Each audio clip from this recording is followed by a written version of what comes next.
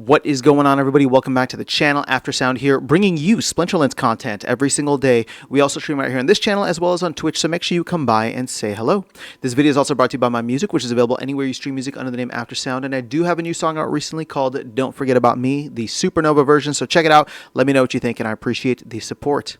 Okay, guys, let's take a look at research on the land leaderboard, and specifically what I want to talk about is the cost of the Aura Lab permits.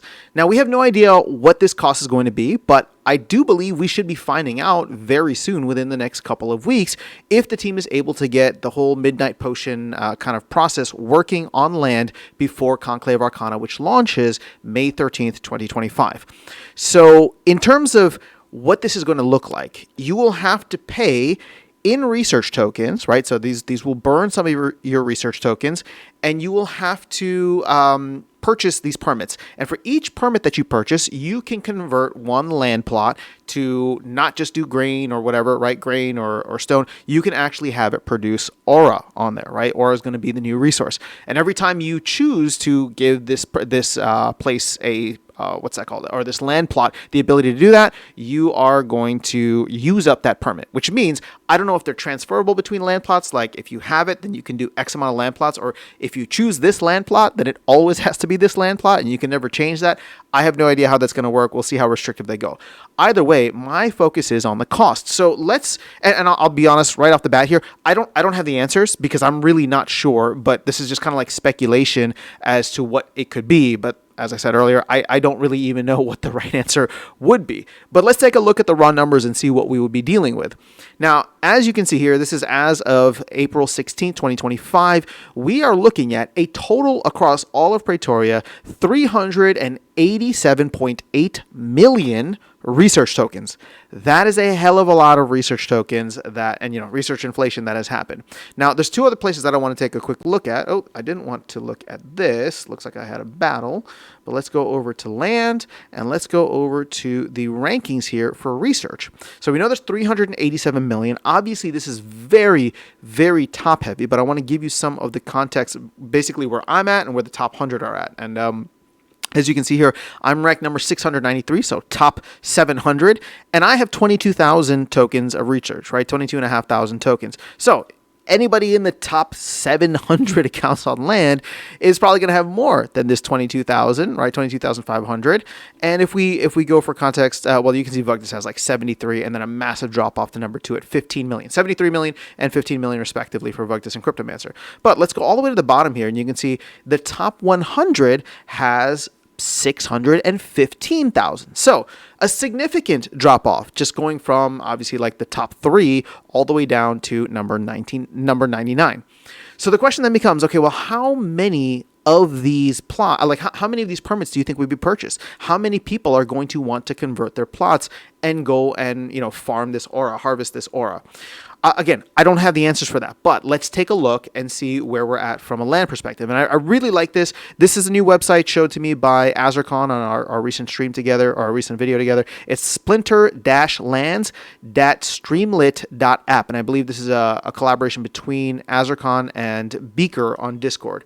So what I like about this, and there's a bunch to like, but what I'm going to show you here is you can see how many deeds there are of each of these and how many are actively or currently active. Right? So for example, grain, there's 14,755 active grain plots right now. Wood has about 9,000. You can see research has about 4,000. Stone has 7,200, and iron has about 9,600. So the question then becomes, okay, well, how many of these are, like, how many aura plots are there going to be? How many aura deeds are going to be active? Is it going to be 100? Is it going to be 500? Is it going to be 1,000? Again, I have no idea what the demand for this is going to look like, but I think the demand is going to be very heavily influenced by the price, right? So going back to this screen here, let's say we have 1,000, right? Let's say we have 1,000, and let's say they sell them for, I don't know, is 10,000 a lot, right? So 1,000 people are interested in converting their land plots, or 1,000 plots, right? 1,000 times, times 10,000. Sorry, I'm doing this off screen. that's 10 million research tokens right there. That's not going to create much of a dent, especially if it's across the board, right? And maybe we're not supposed to eat up a ton of research. Maybe the team looks at this and says, it's just an initial use case. But if we're talking about a use case and we're saying that we're only going to do like 10 million tokens worth of research, I don't know. I don't think that would be great. So what if we 10x it, right? Like what if it costs 100,000 research tokens? Well, then that's really limiting you to, well, probably more than the top 100, right? This goes to 600,000 here, but maybe the top 150, top 200 accounts that would even be able to afford this, right? The top 100 could easily afford it, especially if they just want one. Maybe that's too much, right? But that would eat up 100 million tokens. That's, over a little bit over 25% of what's currently out there.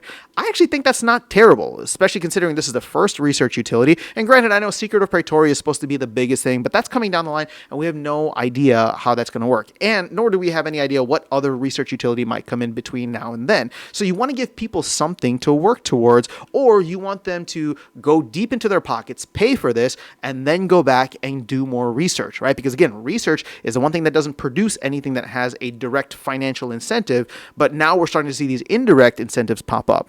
So again, I don't have the answers here because there's just too many factors. I just wanted to share some of the raw numbers with you, which are surprising, right? The fact that we have almost 400 million research tokens. You can see the disparity, or like the just kind of like drop off from the top all the way to the bottom 100, and where I'm at in like the top 700. So like if this was even like a 25,000 research tokens, I wouldn't be able to get it. So, but you'd still have probably a decent amount, right? Top 600 accounts or something like that would be able to participate. And then the question becomes like, okay, well, how many does Vugtis want, right? How many does Cryptomancer want? Is it worthwhile for somebody like myself, or even somebody in the top, 100 who has like 600,000 tokens? Would it be incentive? Would there be incentive for them to go in and get 1 or 2 or 5 or 10, right? I have no idea what this is going to look like, but this is what makes it exciting, right? Land is going to be it's this big unknown factor. And I'll close on this. And this is what makes me most excited for Land as compared to the card game. And of course, I still love the card game, but it's like Land is like, we're building this as we go along. There are so many unknowns, and it really just is going to come down to like, what is the demand? What is the utility that drives that demand? What ends up being the supply that constrains that demand? And then where do we go from there? What do the prices look like? What is, how do people go in? Are people trying to make some money? Are they trying to do some, advance in the game? Are they trying to, make a bunch of midnight potions, right? Are they trying to consume midnight potions? Again, this is what makes this economy, this Splinterlands project and the Splinterlands game economy so exciting to me. And Land has absolutely become a huge part of my excitement about the game, my interest and my fascination with the Splinterlands project. So that is all I have for you guys in this video. Let me know your thoughts in the comments below. Otherwise, I will catch you all in the next one and see you around the game. Take care.